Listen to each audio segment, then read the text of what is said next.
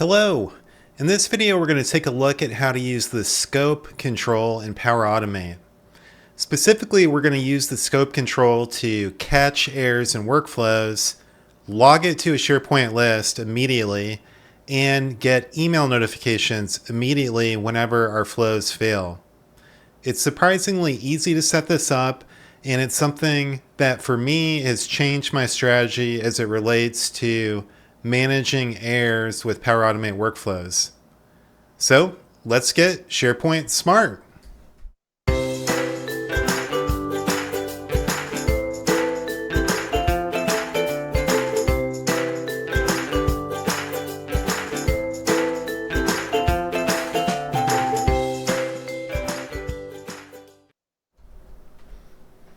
All right, here I am in my SharePoint environment, and the first thing that we're going to do is set up a list for logging.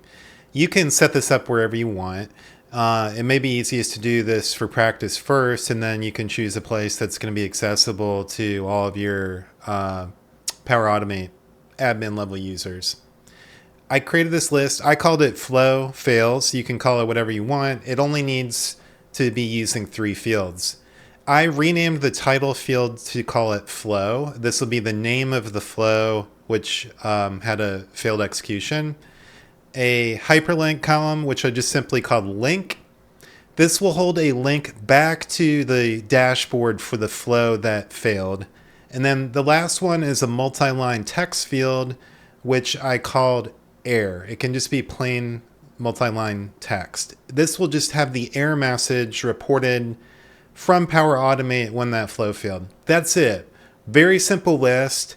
The advantage here is we're going to have a consolidated manifest of failed flows, which could handle everything, and as opposed to having to go to each individual flow to check on it. Now, with that list in place, we need to define a workflow for it, because whenever a new failure is logged to this list, of course, I want to get an email notification right away to find out about that. That part's easy. That's just going to be when an item is created on that list, and then you can do your send email block, and this will just have the name of the flow, which I put in the subject line, and then in the body you can repeat that.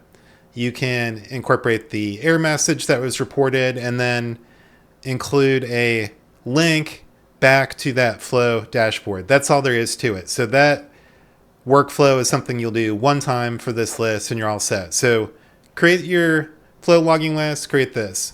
Now we'll get to the scope part of it, which is the interesting part about what we want to talk about. Now, in my case, for our example, I have a help desk list that I have set up for practice. And whenever a new item is created in this list, it triggers my workflow. So that is what we're going to be looking at. This is the workflow for that list. And as you can tell right now, I have no scope control in it. We're going to add that functionality. Now I will be using a couple code snippets, and I will include those below the video. If you check the description, you can copy and paste from there. I will in general say this scope approach is something I'm going to tend to use on all of my workflows going forward, because you're going to find out how easy it is to do. You'll come right below your trigger condition at the top, and you just will add a new action, and you can type scope in the search box. There it is. And then this is just a container, so you can drag everything inside of it. So everything except your trigger condition. There's one other exception. If you have any variables in your flow, those are not allowed to be contained in a scope block. That's okay. You can just have those immediately above the scope block. So just the trigger condition, and if you've declared any variables, that would go above the scope block. Everything else goes inside of it. You can just think of it like a bucket. Everything's still going to work exactly the same. It's just now it's inside of the scope container. Next thing we need to do is add another scope control. So we'll add scope again, and we're going to rename this. This scope block will be for handling errors. Go ahead and rename it to errors, and then this step is critical. You must do this. Click on Configure Run After. You're simply going to check fail and timed out. And what will happen is whenever there is a failure now in this workflow, it's going to go into this part of the execution.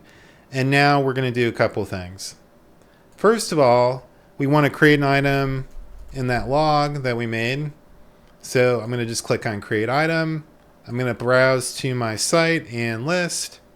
For me, that was invoices. And then the name of the list is flow fails.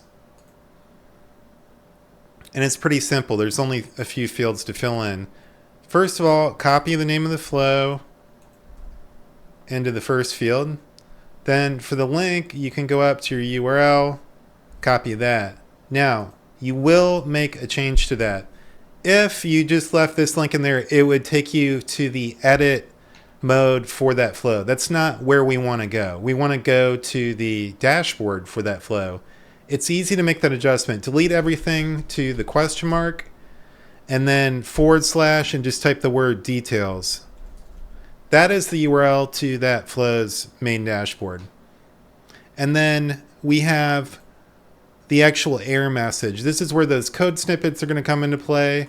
These will be linked below the video. I want to copy and paste that expression, and that will go in this error field. So go to the expression builder, paste, and hit OK. Let's go ahead and hit save to save our progress. Now we're not quite done. If I didn't do anything else, we would have a problem. When this flow failed, it would certainly trigger this logging, and in turn that would send an email. However, on your flow dashboard, it would say that this flow was a success, which is the opposite of what we want. We still want those to be pink and showing as an error. We need to trigger that explicitly by using the terminate command. In the search box, just type terminate. This will ensure that the flow execution ends with a failure and will show up in your flow dashboard as a failure as expected. Now in this case, I need two expressions. I need the code and the message, so I'm going to copy and paste each one of those into the two respective boxes. So here's the code. Go to the expression builder, paste that, and then I'll copy and paste for the error message. Go to the expression builder, paste that. Okay, I've done everything I need to do in this flow. I want to go ahead and demonstrate the functionality to you. In order to do that, I'm going to force this to fail, just so we can see how this all works. To do that, I'm going to add an arbitrary compose action, which I know will trigger an error. You don't need to do this part. I'm just going to do it for the video so you can actually see what happens when there is an error in the flow. And I'm going to use an expression that would always trigger an error. I'm going to divide by 0. That's it. I'll go ahead and save it. Now to test out my functionality, I'm going to add a new help desk ticket, and we're going to see exactly what will happen. I'll go ahead and create a new ticket. This is a custom form I built using third-party software, which is InfoWise Ultimate Forms. So if you're wondering why the form looks different, that's why.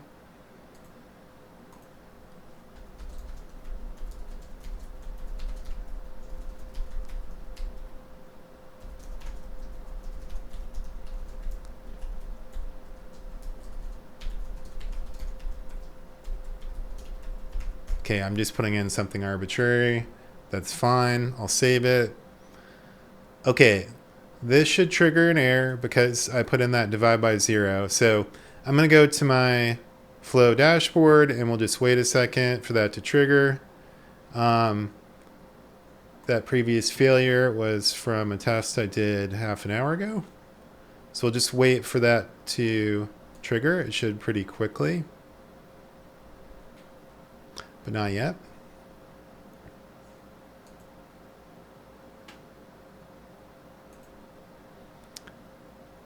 There it goes. There, it failed as expected. Now, if I go to my flow fails list, we are going to see a new entry added. There it is. there's the link, and there's the error message. Attempt to divide an integral or decimal value by 0 in function. And I have that hyperlink back to the Flow dashboard. And all of this is going to get emailed to me automatically, so I will know immediately when that flow fails and any other flow that I use this design pattern with, so I can deal with the problem right away. Hopefully you found that useful. To be honest, I wasn't aware how straightforward this is to set up. I was aware of the scope control. Generally, I perceived it to be too time consuming to work with or too complex for what I was dealing with. In reality, the scope control is easy to set up and it provides significant advantages over default workflow setup. A significant problem that I've had in many customer environments is when critical flows fail to execute, but you're not aware because we're not monitoring Power Automate dashboards. We're doing our work, we're answering to emails, we're doing all kinds of things. And if we just rely on notifications, it takes too long. It tends to do things like send weekly updates, and that may be days after the problem occurred, and you may have a situation where that's not acceptable. Those problems need to be dealt with right away. So hopefully you see how easy it is to work with the scope control. And also you'll see this strategy with the error logging where you can keep a consolidated list of flow failures and get notifications immediately whenever there's a problem. So at a minimum, you should be using this for your critically important flows. I hope you found that useful. Good luck.